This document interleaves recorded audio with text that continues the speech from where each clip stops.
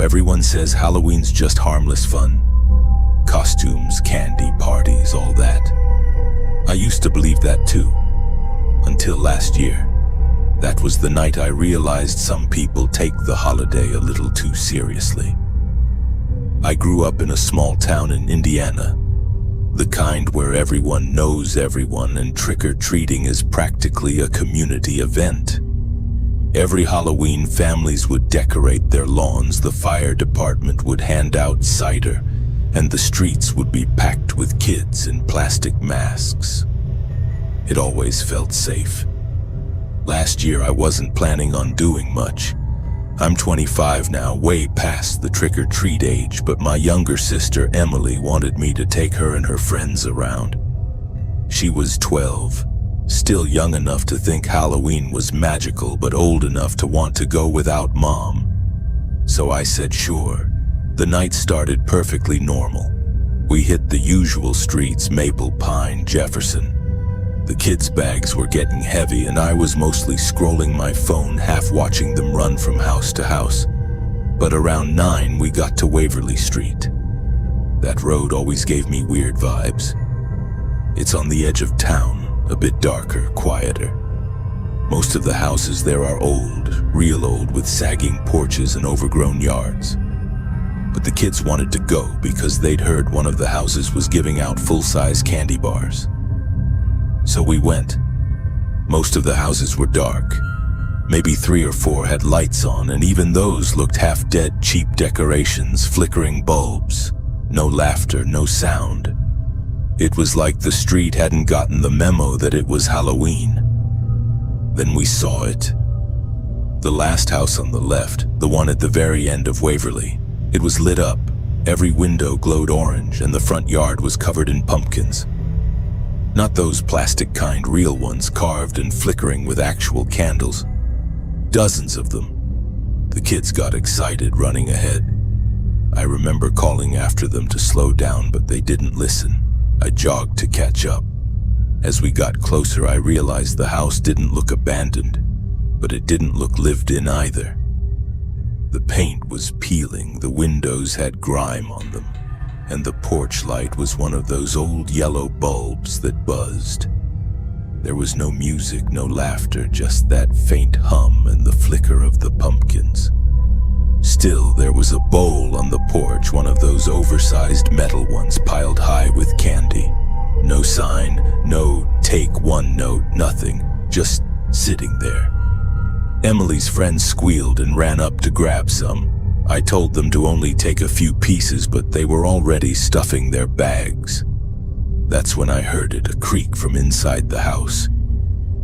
I froze. At first, I thought maybe it was the floorboard settling, but then I saw something through the window, a shadow. Not moving like someone walking, more like someone leaning, watching. I told the kids we should go, but they were giggling, arguing over who got the last Snickers. I didn't want to freak them out, so I just said, okay, time to head home. We started walking back toward the main road. That's when Emily noticed something. Hey, she said, pointing at one of the pumpkins lining the walkway. That one's got a face like yours. I laughed until I looked. She was right. The pumpkin had been carved with a weird, almost human precision. The jawline, the nose, even a tiny cut in the top lip, it looked exactly like me. The one next to it looked like Emily. And the next two, her friends. It was perfect. Every single pumpkin had a face carved to look like one of us. I felt my stomach twist. I told them to run, and this time they listened. We didn't stop until we hit Jefferson Street under a working street light. I was breathing hard, trying to make sense of what I'd just seen. I kept telling myself maybe it was a coincidence. Maybe the faces just looked similar in the dark. But when we got home, I couldn't shake it. I stayed up that night, scrolling local forums, seeing if anyone else mentioned that house. Nothing, not even an address listing. It was like the house didn't exist. The next day, November 1st, I went back. I know, dumb move, but I needed to see it in daylight. Only it wasn't there. I mean, the lot was there. The dead grass, the cracked driveway, the faint outlines where the porch steps had been, but no pumpkins, no bowl, no house. It was an empty plot. I even checked the property map at the town office. According to records, that lot had been vacant since 1998. The house that used to stand there had burned down Halloween night 1997. Family of 4. None of them made it out. Their names, James and Sarah Miller, and their kids, Emily and Jack. That last name stuck in my throat. I thought maybe it was some cruel coincidence, but I couldn't stop thinking about those pumpkins, how real they looked, how each one had a face I knew. For days after, I couldn't sleep. Every time I closed my eyes, I saw the glow of those candles, the way the wax light flickered over faces that shouldn't exist. Then a week later, I found something on my porch. A pumpkin, small, freshly carved, with my face. It wasn't there when I got home from work, but it was sitting right in the middle of my porch steps like someone had just placed it there. No note, no footprints, nothing. I called the police. They came, took a look, and basically shrugged it off, said it was probably a prank. They didn't even take it with them. That night I smashed it, tossed it into the trash, and stayed up with every light in the house on. Nothing else happened for a while. Then Halloween came around again. This year I told Emily we weren't doing anything. I wasn't even handing out candy. We stayed in, watched movies, tried to ignore the sounds outside. Around 10 p.m. I started to relax a little. Maybe it really had been a one-time thing. Until there was a knock at the door. Not loud, just a soft, rhythmic knock. Emily looked at me, pale. I shook my head, mouthing, "Don't move." We waited. The knock came again, 3 times. Slow, I crept to the window and peeked through the curtain. No one was there, but sitting on the doormat was another pumpkin. It wasn't carved this time, just blank, perfectly round. I waited, staring at it for what felt like forever, until I finally opened the door. The air outside was freezing. The street was empty, no footsteps, no cars, nothing. I brought the pumpkin inside, I don't even know why. Maybe part of me wanted to prove it was just some neighborhood kid screwing around. I set it on the counter. About an hour later, I went to get a drink. The pumpkin was gone. Not smashed, not rolled off, just gone. I thought maybe Emily moved it, but when I checked her room, she was asleep. I tore the kitchen apart, checked every door, every window. Nothing. Then I noticed something by the back door, a smear on the glass, like a handprint, but not quite. The fingers were too long, stretched almost unnaturally, and right below it, carved faintly into the wood of the doorframe, was a name. My name. I didn't sleep that night. The next morning I called the police again. They came, took notes, said there wasn't much they could do. One of them asked if I'd had any trouble with neighbors or exes. I said no. When they left, I noticed something behind my garbage bins outside, something orange, half buried in the grass. Another pumpkin, this one was carved, my face again. But older, tired, like it had seen what I'd seen. That was 2 days ago. Since then, I've been staying at a motel across town. Haven't been home since. Last night, though, when I got back to my room after grabbing food, there was something waiting by the door. A small pumpkin. No carving this time, just a candle inside, flickering. And tied around its stem was a photograph. A picture of me. Standing on my porch, from behind. And in the window reflection just over my shoulder, you can see the faint outline of that house. The one that isn't there anymore. I don't know what this means. I don't know who's doing it or how. But I keep thinking about something one of the old guys at town hall said when I was asking about Waverly Street. He said, "You're not the first to go poking around that lot on Halloween. Some people just don't stay buried." I laughed at the time. Thought he was being dramatic. But now, every year when the leaves start turning and the nights get longer, I can feel it again. That faint hum, that flicker of candlelight, like the whole town is holding its breath.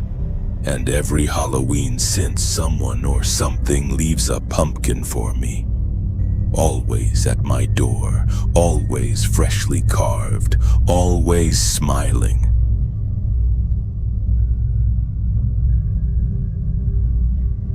I've never liked Halloween. Not because I'm scared of ghosts or anything like that, I just don't like how fake it feels. People wearing masks, pretending to be something else, knocking on strangers' doors for candy, it's always seemed weird to me. But last year, something happened that made me hate Halloween for a whole different reason. I live in a small town in Oregon, one of those places where every house looks the same. Every street curves just enough to confuse outsiders, and everyone knows everyone. On Halloween night, the whole town goes all out.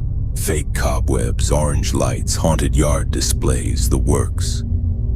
That night I was helping my sister take her kids trick-or-treating. She lives a few streets over, but her husband was working late, so she asked me to come along. I said sure, figuring it'd be a quiet evening, walking around the neighborhood, maybe a couple of laughs, watching the kids get sugar drunk. We started around 6:30. The kids were dressed as a vampire and a pirate, running ahead, laughing, sprinting from door to door. Every house handed out candy with a smile, typical small-town Halloween stuff. Around 8 o'clock, we looped back toward the far end of the neighborhood. There's this street, Willow Lane, that kind of curves away from the main part of town. Only about 6 houses on it, mostly older folks who keep to themselves.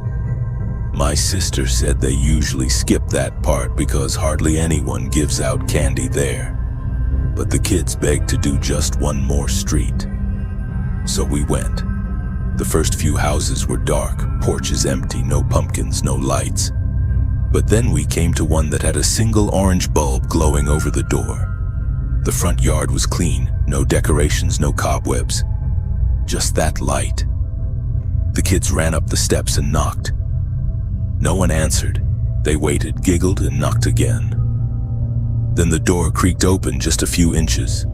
A man's voice said, "Come on in, the candy's on the table." I remember the tone. It wasn't cheerful or playful, just flat, like he was reading a line. My sister stepped forward and said, "We'll just take some from the porch, thank you." But there wasn't any candy out there. The kids hesitated, looking back at her. Before she could say anything else, the door opened wider. The man stepped into the light. He was older, maybe mid-50s, with gray hair that looked uneven, like he'd cut it himself. He was wearing a faded plaid shirt and jeans. Nothing weird about him except the way he smiled. It didn't reach his eyes. He said, "I've got plenty inside. Don't be shy." My sister politely shook her head. "That's okay, we'll move along." She reached for the kid's hands, but the man frowned just slightly and said, "Suit yourself." Then he closed the door, slow enough that it made this dragging sound against the frame. We walked away, but something about that moment stuck in my head. Not fear exactly, just a feeling that something wasn't right. When we got back to her house, she laughed it off, got the kids ready for bed, and thanked me for helping. But I couldn't stop thinking about that guy. The way his voice sounded, the way he'd said, "Come on in." A few days later, I drove by that street again, out of curiosity, really. It was daylight, so I figured maybe it'd look different. But when I passed that same house, I noticed something strange. The windows were covered from the inside with newspaper, every single one. I slowed down to look, but there was no car in the driveway, no sign of life. The orange porch light was still on, even though it was the middle of the day. That unsettled me more than it should have. I went home, told myself to forget about it. But then about a week later, I overheard 2 people talking in the grocery store near my place. They were saying something about a missing girl. She was last seen trick-or-treating. When they said the street name, my stomach dropped. Willow Lane. I listened closer.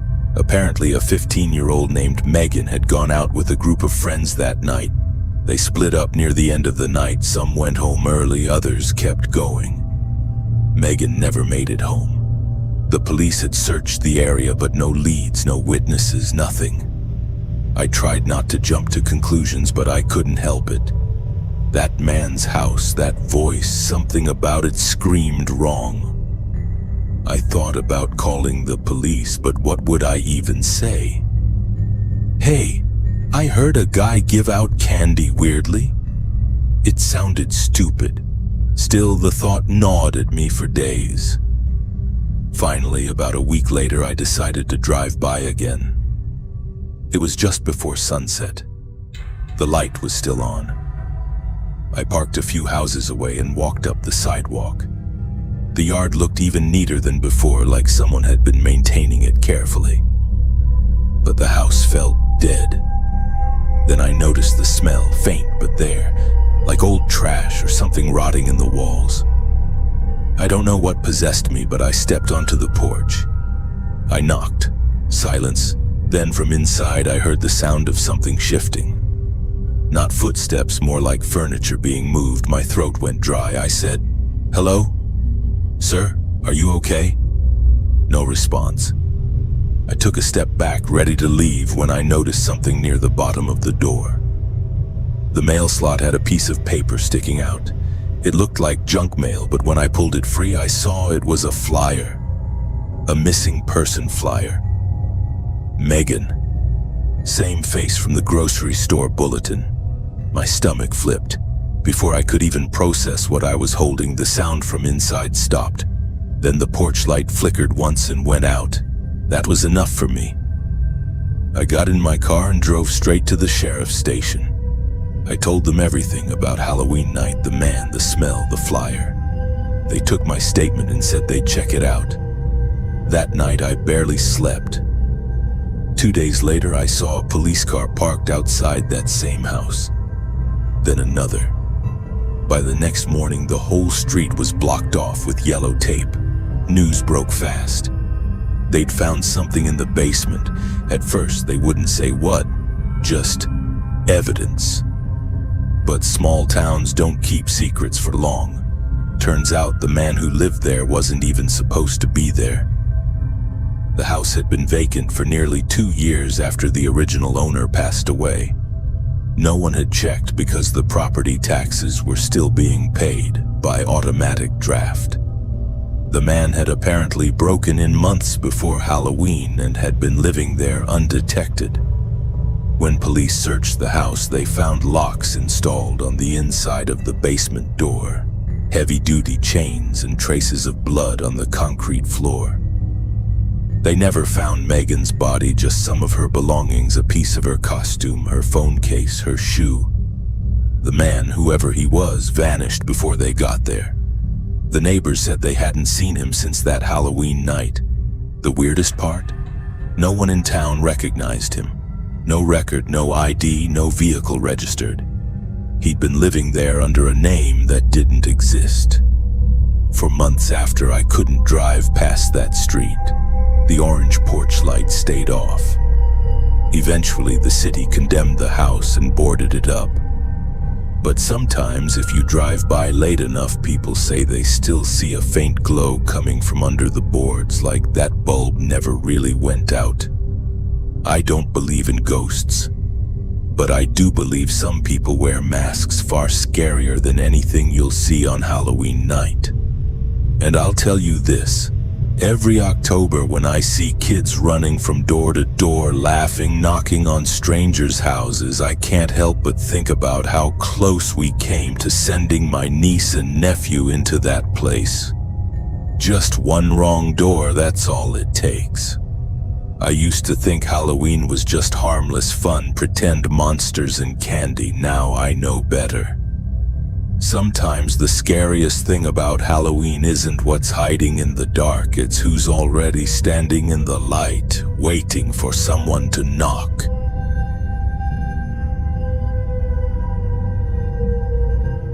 I'll never forget that Halloween. Not because of any costume, candy, or party, but because of what actually happened that night. It's one of those nights that sticks in your memory in a way you can't shake no matter how much time passes. And every year when October rolls around, I can't help but remember it and feel that same chill creeping down my spine. I lived in a small town in Ohio back then, the kind of place where everyone knew everyone, where kids ran around the streets trick-or-treating until their parents yelled at them to come inside. That year I was 21, so technically too old for trick-or-treating, but I still enjoyed the vibe of the night. People decorating their houses, jack-o'-lanterns flickering on porches, laughter spilling into the streets. It was comforting in a way, almost nostalgic. I had plans to hang out with a few friends that evening. We weren't doing anything crazy, just driving around, checking out Halloween decorations, maybe grabbing some snacks. Nothing that would have made anyone think the night would go wrong. But as I've learned, you can never predict these things. I remember leaving my apartment around 7. The streets were already alive with kids in costumes, their excitement buzzing in the cool autumn air. I locked my door behind me and headed to my car, a beat-up sedan I'd had for years. It wasn't much, but it got me from point A to point B, and that was all I needed. The first part of the night was normal, almost boring. We drove around, pointed out the houses that went all out with decorations, laughed at the cheap ones. It was the kind of laughter that doesn't need a reason, just exists because it can. Eventually, someone suggested we hit the outskirts of town. There was an old neighborhood that had been mostly abandoned for years, houses falling apart, lawns overgrown, some even condemned. Nobody went there anymore, which of course made it perfect for a Halloween adventure. We were curious, maybe a little stupid, but mostly bored and looking for something different.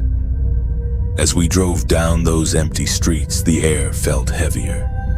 There was a strange quiet, like the rest of the town didn't exist. The kids were long gone. The faint glow of porch lights disappeared.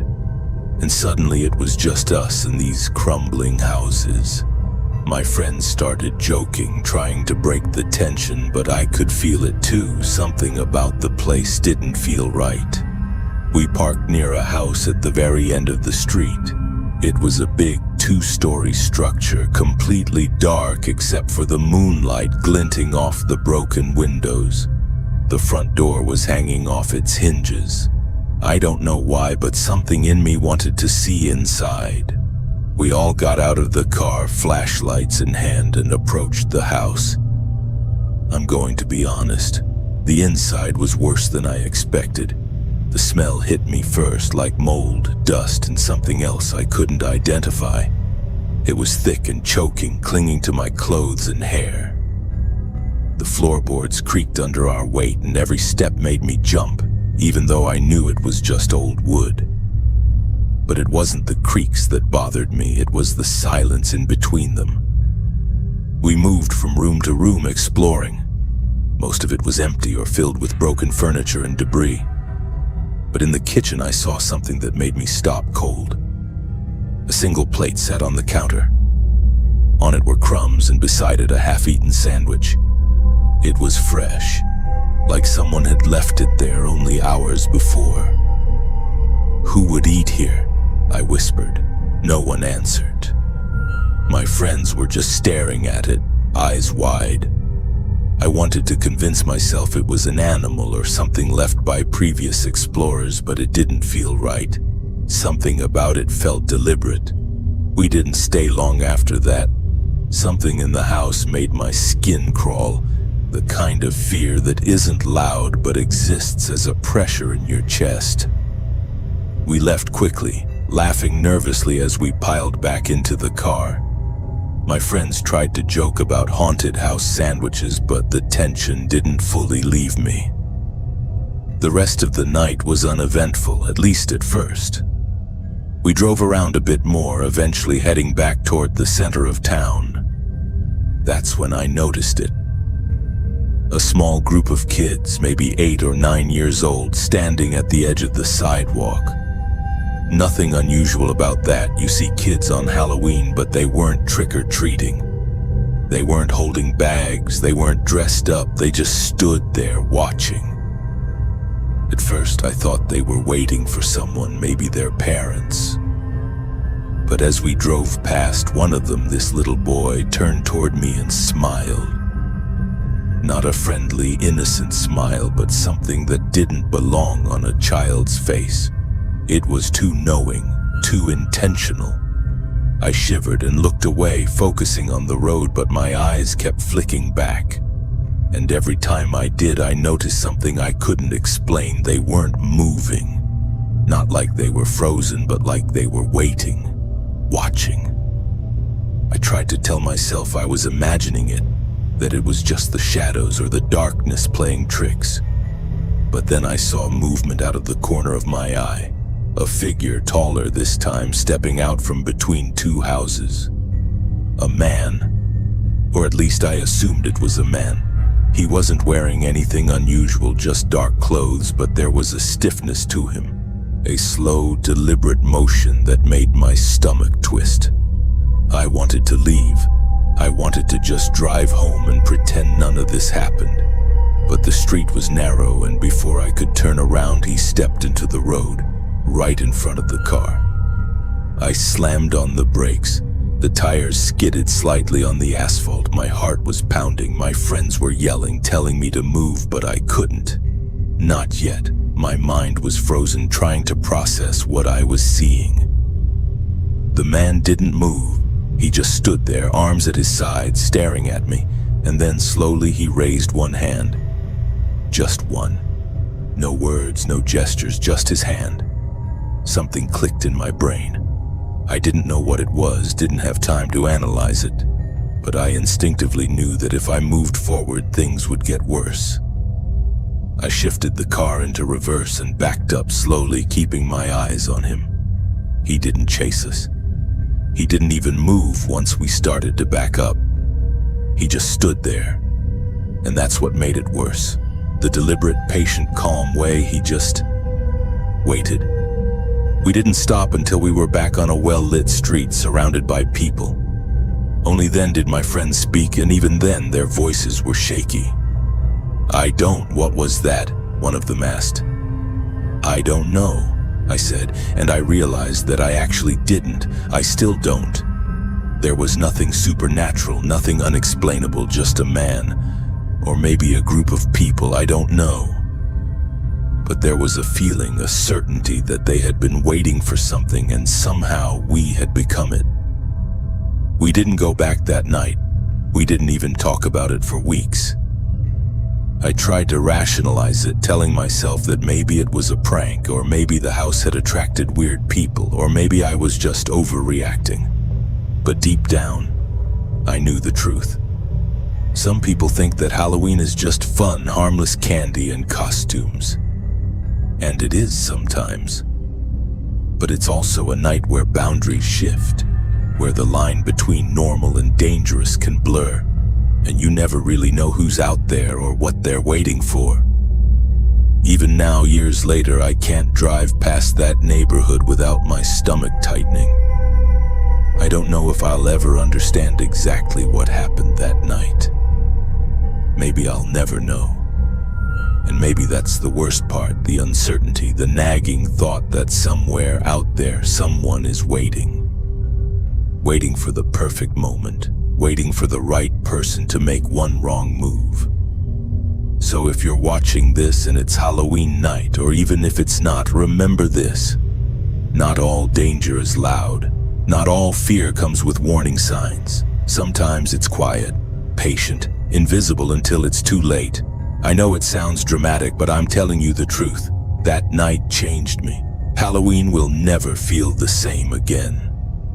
And every year when the air turns crisp and the jack-o'-lanterns come out, I remember that smile, that hand, that patient, calculated waiting.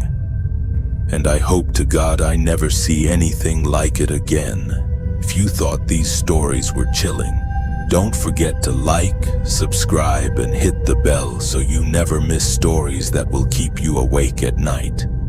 Share your thoughts in the comments. What would you do if this happened to you? And stay safe, because you never know what's lurking in the dark.